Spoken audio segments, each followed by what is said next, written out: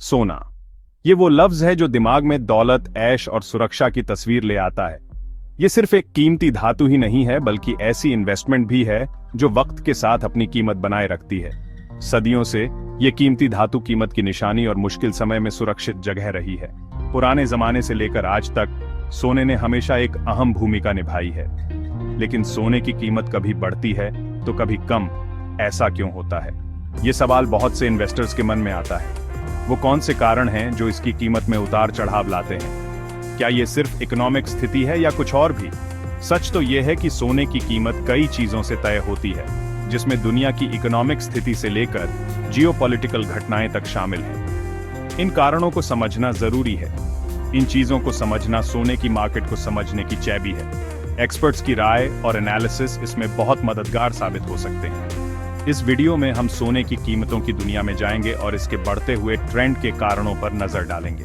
हम आपको बताएंगे कि आप इन जानकारी को अपने फायदे के लिए कैसे इस्तेमाल कर सकते हैं।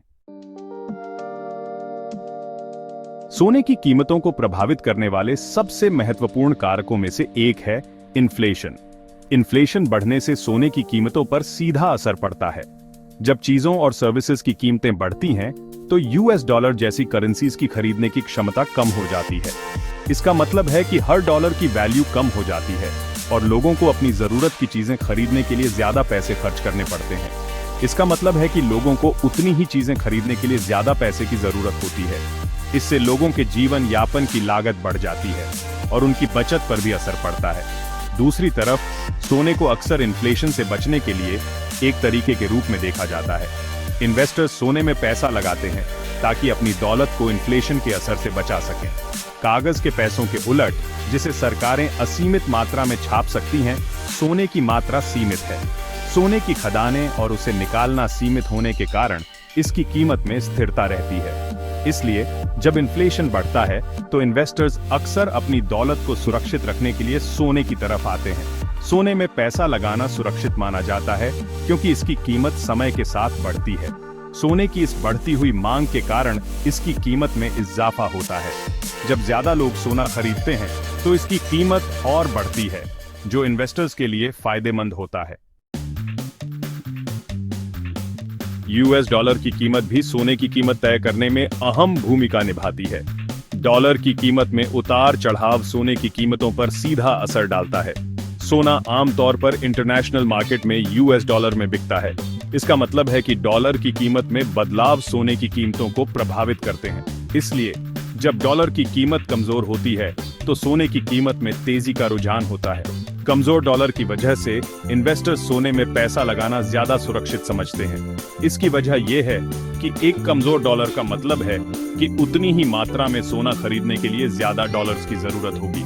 इससे सोने की मांग बढ़ती है। इसके विपरीत जब यूएस डॉलर मजबूत होता है तो सोने की कीमत आमतौर पर गिरती है। मजबूत डॉलर की वजह से इन्वेस्टर सोने की बजाय दूसरे एसेट्स में पैसा लगाना पसंद करते हैं। एक मजबूत डॉलर दूसरी करेंसीज का इस्तेमाल करने वाले खरीदारों के लिए सोने को ज्यादा महंगा बना देता है, जिसकी वजह से मांग में कमी और कीमत में गिरावट आती है। इस तरह डॉलर और सोने की कीमतों के बीच एक गहरा संबंध होता है। हिस्सा 4, दुनिया में अनिश्चितता, जंग, राजनीति और सोना। जियोपॉलिटिकल घटनाएं जैसे कि युद्ध, राजनीतिक अस्थिरता और ट्रेड को लेकर तनाव सोने की कीमतों पर भी गहरा प्रभाव डाल सकती हैं। अनिश्चितता और डर के समय में इन्वेस्टर्स अक्सर सोने जैसी सुरक्षित जगहों की तरफ रुख करते हैं। इसकी वजह यह है कि सोने को वास्तविक मूल्य वाला एक मजबूत एसेट माना जाता है। ये स्टॉक्स, बॉन्ड्स या दूसरे फाइनेंशियल इंस्ट्रूमेंट्स जैसे जोखिमों का शिकार नहीं होता है, जो राजनीतिक और आर्थिक कारकों से बहुत ज्यादा प्रभावित हो सकते हैं। नतीजतन जब दुनिया में तनाव बढ़ता है तो सोने की मांग अक्सर बढ़ जाती है, जिससे इसकी कीमत में इजाफा होता है। हिस्सा 5, सेंट्रल बैंक और सोने का समीकरण। सेंट्रल बैंक, जो किसी देश की फाइनेंशियल पॉलिसी को मैनेज करने के लिए जिम्मेदार होते हैं, सोने की मार्केट में भी अहम भूमिका निभाते हैं। इन संस्थानों के पास सोने का बहुत बड़ा भंडार होता है और उनके खरीदने और बेचने की एक्टिविटीज सोने की कीमत को प्रभावित कर सकती है। हाल के वर्षों में कुछ सेंट्रल बैंक, खासकर विकासशील देशों में, ने अपने सोने के भंडार में इजाफा किया है। इसकी एक वजह यूएस डॉलर और दूसरी बड़ी करेंसीज से हटकर अपनी होल्डिंग्स को डाइवर्सिफाई करना है। जैसे जैसे सेंट्रल बैंक सोना जमा करते रहेंगे, इस कीमती धातु की मांग मजबूत रहने की उम्मीद है, जो इसकी कीमत को और बढ़ावा देगा। पॉज 3S डिजिटल युग में सोने का भविष्य। जैसे जैसे हम 21वीं सदी में आगे बढ़ रहे हैं, नई तकनीक और डिजिटल करेंसीज के आने से सोने का रोल बदल रहा है। बिटकॉइन जैसी क्रिप्टो करेंसीज को अक्सर डिजिटल गोल्ड कहा जाता है, जिससे कई लोग ये सवाल करते हैं कि क्या पारंपरिक सोना अपनी वैल्यू और प्रासंगिकता बनाए रखेगा। लेकिन सोने के यूनिक फिजिकल प्रॉपर्टीज और हिस्टोरिकल सिग्निफिकेंस इसे एक रिलायबल स्टोर ऑफ वैल्यू बनाते हैं। डिजिटल करेंसीज के विपरीत सोना साइबर अटैक या तकनीकी खराबियों से प्रभावित नहीं होता। यह एक टेंजिबल एसेट है जिसे डिजिटल इंफ्रास्ट्रक्चर के बिना होल्ड और ट्रेड किया जा सकता है। इसके अलावा ब्लॉकचेन टेक्नोलॉजी का उपयोग सोने के लेन देन की पारदर्शिता और ट्रेसेबिलिटी को बढ़ाने के लिए भी किया जा रहा है। इससे गोल्ड इन्वेस्टमेंट के नए रास्ते खुल सकते हैं, जिससे लोगों और संस्थानों के लिए सोने का व्यापार करना आसान और सुरक्षित हो जाएगा।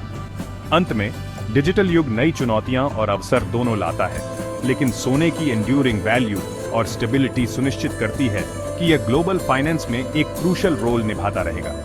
देखने के लिए धन्यवाद। अगर आपको यह वीडियो अच्छा लगा हो तो लाइक, शेयर और हमारे चैनल को सब्सक्राइब करें और इंसाइटफुल कंटेंट पाएं। हमारे लेटेस्ट अपलोड्स के साथ अपडेटेड रहने के लिए बेल आइकॉन को दबाना न भूलें। अगले वीडियो में मिलते हैं।